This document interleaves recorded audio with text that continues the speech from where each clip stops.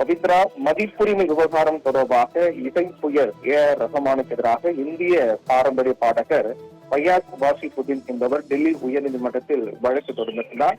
அந்த வழக்கில் வீரா ராஜா வீரா என்ற பாடலில் தனக்கும் மெட்ராஸ் டாக்கீஸ் நிறுவனம் சொந்தமில்லாத பாடலை AR ரஹ்மான் பயன்படுத்தியதாக கூறி அந்த வழக்கு தொடரப்பட்டது.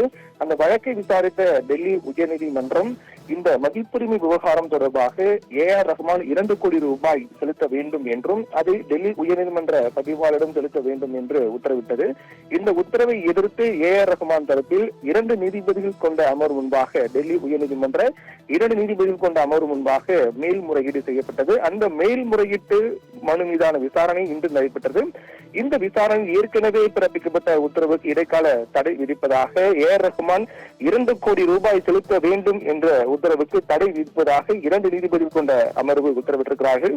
இந்த உத்தரவின் காரணமாக ஏற்கனவே இந்த மதிப்புரிமை விவகாரம் தொடர்பாக 2 கோடி ரூபாய் டெல்லி உயர்நீதிமன்ற பதிவாளரிடம் AR ரஹ்மான் செலுத்த வேண்டும் என்ற உத்தரவு தடை விதிக்கப்பட்டதன் காரணமாக இந்த தொகை AR ரஹ்மான் செலுத்த வேண்டியதில்லை என்ற ஒரு நிலை இந்த தீர்ப்பின் மூலமாக தெரிய வருகிறது.